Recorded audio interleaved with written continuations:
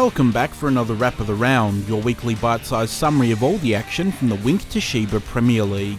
Derwent produced a dominant display against Canterbury, winning 6-0 while welcoming back Amelia Spence for her first game since lockdown. Molly Hayes opened the scoring late in the first quarter, and 2 goals to Milagros Roverano in the second quarter put the Strikers in a commanding position at half-time. 3 goals in the third quarter, including a thumping penalty corner conversion from Louise Maddock, confirmed that Derwent are starting to put the pieces back on the board for a serious premiership defence. Northwest Grads also collected a 6-0 win. Lucy Alexander got them off to the perfect start with a goal in the opening minutes, before doubling her total with a second just before the end of the first quarter. University struggled to make clean circle entries, leaving them without reward for effort, and Grace Calvert scored twice in the second quarter to really punish the students and put the game out of reach. A goal to Ashley Arthur, and Calvert's third for the day completed the rout.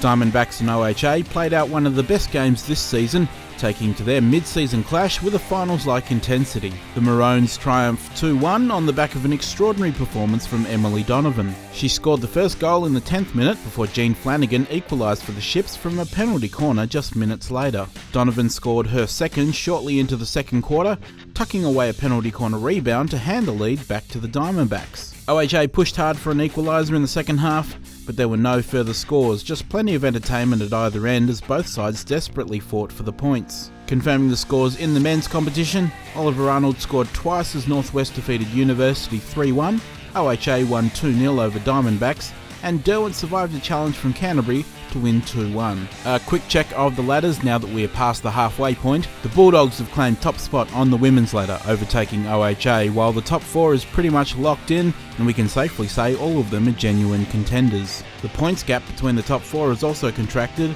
meaning the race for the top 2 has come back into play. The men's ladder has taken a bit more shape after the weekend, with a top 3 emerging, all battling for the minor premiership and a top 2 finish. Canterbury and University has slipped into a 2-horse race now for 4th spot at this stage, and they play each other midweek this week. That's right, there's midweek games this week, and they're all pretty fascinating matchups in both the women's and the men's competitions, with the Wednesday night Derwent OHA matches holding particular importance for the season. So remember to follow Premier League hockey across the web to keep up to date on all the latest news, results and highlights from the season.